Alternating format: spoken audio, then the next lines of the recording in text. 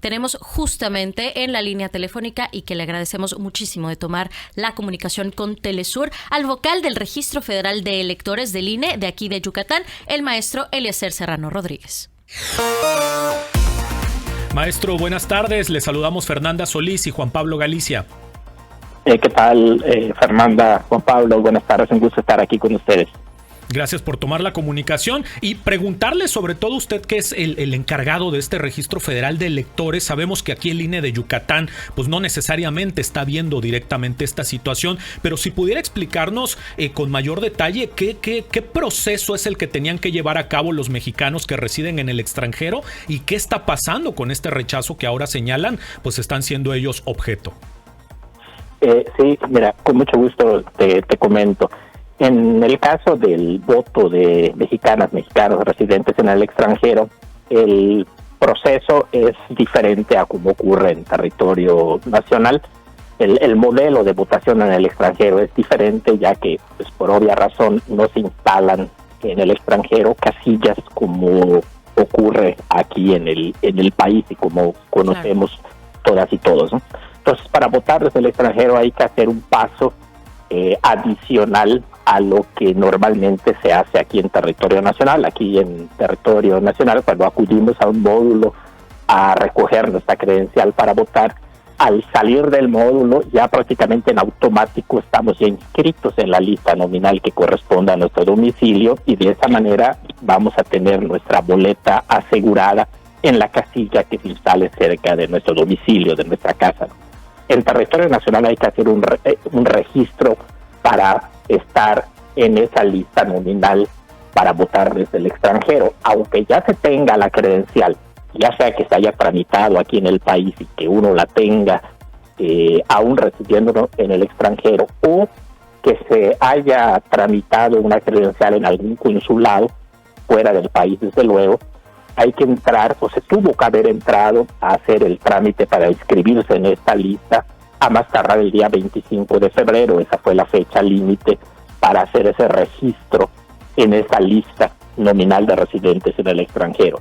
Para ello había que atender una serie de indicaciones que se daban en el portal. Primero, seleccionar bajo qué modalidad se quería ejercer ese derecho al voto, que podía ser, recordemos, postal, es decir, se recibe en el domicilio un sobre con las boletas, se recibe vía correo y se regresan las boletas ya marcadas al INE. La otra opción era votar, es para votar por internet, electrónicamente a través de internet. Y la tercera modalidad por la cual se podía optar es para votar en forma presencial en 23 consulados que fueron aprobados por el Consejo General del INE. Entonces, para hacer ese registro había que subir la documentación que el mismo sistema requería, que era básicamente los datos, adjuntar una solicitud firmada de puño y letra y también adjuntar un comprobante del domicilio correspondiente al país desde el cual se está haciendo la solicitud o la petición para votar desde el extranjero, ¿no? Entonces, en este sentido, en ese tipo de trámites es que el instituto detectó que habían, digamos, irregularidades o inconsistencias que llevaron a que, derivado de esta revisión exhaustiva y detallada que realizó el INE, pues se hayan dado de baja de la lista nominal a estas poco menos de 40,000 personas a las que nos estamos refiriendo, ¿no?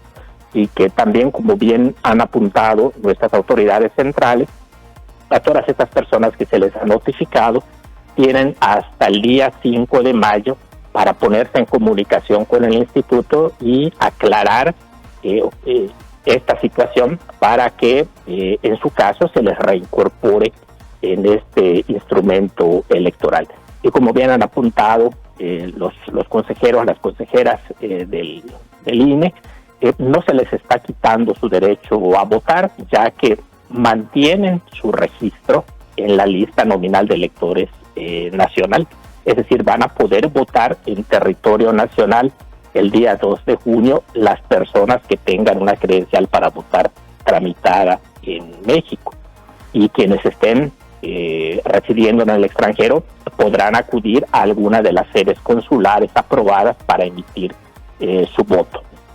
Estamos hablando con el maestro Eliezer Serrano Rodríguez, vocal del Registro Federal de Electores del INE de Yucatán. Maestro, preguntarle esta serie de inconsistencias, porque estamos hablando de un porcentaje altísimo. Se registraron alrededor de 42,000 solicitudes hechas por mexicanas y mexicanos en el extranjero, de las cuales alrededor de 39,724 personas recibieron un correo electrónico diciéndoles que hay inconsistencias en su registro. Es altísimo el número de pues personas que presentaron estas inconsistencias. ¿Se sabe por qué? Es decir, no sé, se está detectando que eran registros falsos, se está detectando que a lo mejor hubo un problema en el sistema que generó estas inconsistencias. ¿Sabemos de dónde viene el origen de tan alto porcentaje de inconsistencias? Sí, las irregularidades que fueron detectadas por el instituto y que es lo que se ha venido difundiendo son específicamente irregularidades en la firma, es decir, se detectaron fotocopias de la firma, ¿no?, en lugar de firmas autógrafas, o también casos en donde no hay coincidencia entre la firma que se registró en la solicitud para votar desde el extranjero con la firma que está plasmada en la credencial para votar.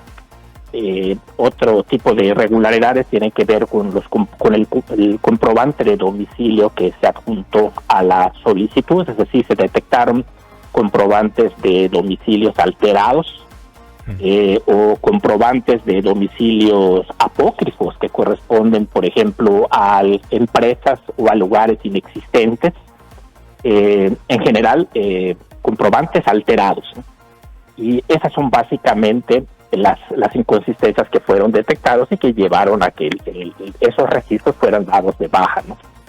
De acuerdo. Maestro, preguntarle antes de concluir con la entrevista, ¿tenemos a la mano el dato de cuántos yucatecos específicamente están registrados para votar desde el extranjero? Y si sabemos también cuántos estarían también en esta situación de tener alguna inconsistencia.